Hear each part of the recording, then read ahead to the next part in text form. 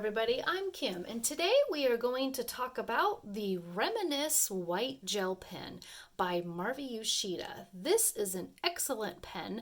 First of all, it's got a nice soft rubbery grip across the whole pen, so when you work with it, it's very nice to hold on to. And it is acid-free and archival, all the good things, non-toxic, so it's great to be using, especially on dark paper. So let's take a look right here. I've got some smooth black paper, and then I've got smooth pink, and I've got a cardstock texturized blue. So let's take a look. I'm going to write hello. I'm going to write my name. And now it will not smear after it dries. If you're in the process of writing, it can smear. So you do need to let it dry before it is smear proof. So let's write on the blue. So hello, Kim.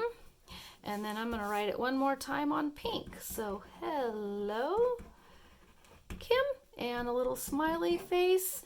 And I'm just going to doodle around so you can see the flow of the pen. And let's write a heart. Let's write another smiley face. And enjoy using your pen on any sort of dark surface. All right. See you later. Bye-bye.